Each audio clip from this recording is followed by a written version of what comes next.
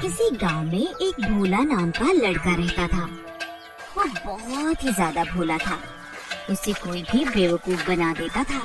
इस वजह से वो पूरे गांव में अपनी बेवकूफी की वजह से मशहूर था। वो कोई भी काम सही से नहीं करता था। उसकी बीवी उसकी बेवकूफी से बहुत परेशान थी। उसकी बीवी तो बीवी, साथ में गांव वाले भी बहुत परेशान थे। वो कोई काम धंधा भी नहीं करता था। अजी सुनो, मैंने तुमसे कितनी बार बोला है कि कोई काम धंधा कर लो, लेकिन तुम हो कि सही से कोई काम करते ही नहीं। तुम्हें तो पता है सरला, मैं काम करने जाता हूँ लेकिन हर कोई मुझे काम से निकाल देता है। हाँ, आपकी तो कोई गलती है ही नहीं। वो सब लोग ही बेवकूफ हैं जो आपको काम पर से निकाल देते हैं, है ना? कोई आपको काम पर क्यों रखेगा? जहाँ जाते हो वहाँ पर सारे उल्टे काम जो करते हो, तो कोई भला आपको क्यों नौकरी देगा अपने यहाँ? ठीक है सरला, तुम चिंता मत करो, मैं आज ही कोई ना कोई काम धंधा ढूंढ लूंगा। ये कहकर भोला काम ढूंढने के लिए घर से बाहर जाता है। वो काम की तलाश में गांव में घूम रहा होता है। तभी वो देखता है कि कुछ लोग कुश्ती लड़ रहे हैं। भोला का भी मन हुआ कि मैं भी कुश्ती करूंगा। तभी वो जहाँ पर कुश्ती हो रही थी वहाँ पर गया और कुश्ती करते हुए आदमी से पूछने लगा, भाई साहब, ये कुश्ती की प्रतियोगिता में कैसे हिस्सा लिया जाता है? ये कुश्ती किसने करनी है? तने करनी है के? तने कुश्ती के बारे में कुछ बेरा भी है? तू तो मर गिल्ला सा है, तू करेगा के कुश्ती? सुनील जोर जोर से हंसता है और वहाँ पर खड़े 4-5 लड़के भी जोर जोर से हंसते हैं। सुनील भाई, मैं कुश्ती करना चाहता हूँ, आप मुझे बता दो कि ये कुश्ती के प्रतियोगिता में हिस्सा लेने के लिए क्या करना होगा? अरे ठीक से, अब तू इतना पूछ ही रहा है तो मैं तने बता ही देता हूँ कि तने क्या करना से। अब सुन, तू अगर ये प्रतियोगिता में हिस्सा लेता है तो तू अगर जीत जाता है तो तने सरकार की तरफ से बहुत अच्छा इनाम और सर्टिफिकेट मिलेगा। फिर तू सर्टिफिकेट न लेकर कहीं भी कुश्ती लड़ सके है।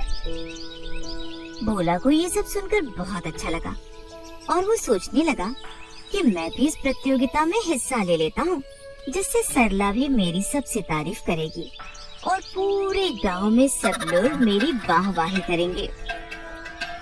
ठीक है सुनील भाई, मैं भी इस प्रतियोगिता में हिस्सा लूंगा और इनाम जीतूंगा।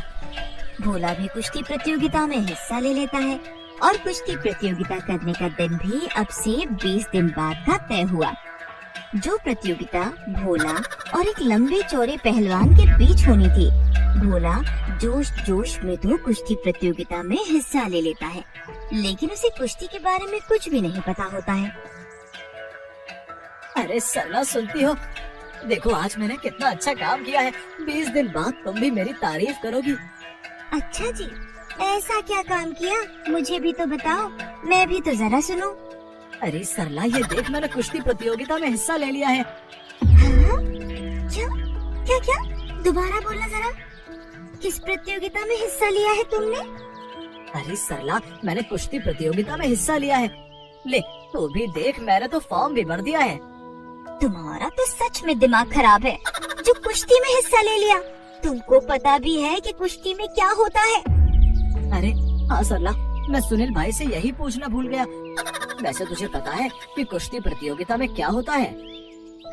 हे भगवान, किस बेवकूफ से मेरी शादी करवा दी। तुम्हें पता है, जो वो पहलवान है ना, तुमको उठाकर पटक देगा। क्या कह रही हो सरला?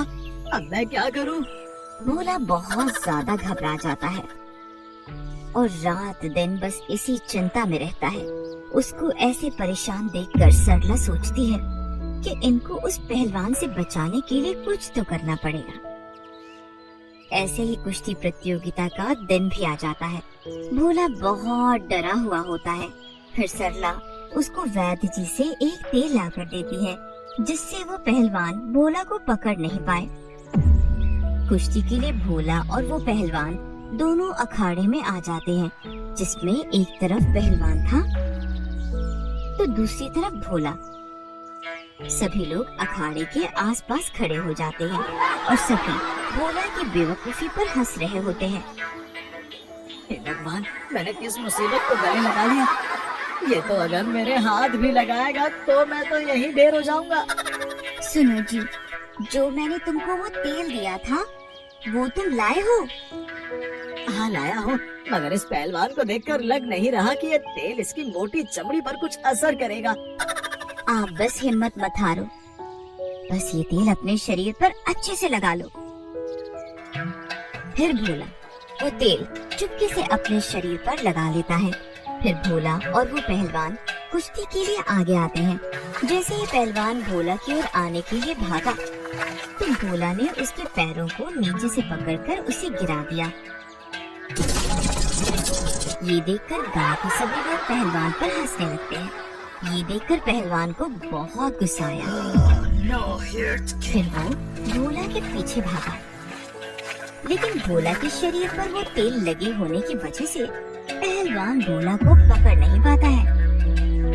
फिर भोला ने अखाड़े में से कुछ मिट्टी उठाकर पहलवान की आंखों में डाल दी और पहलवान घबरा गया।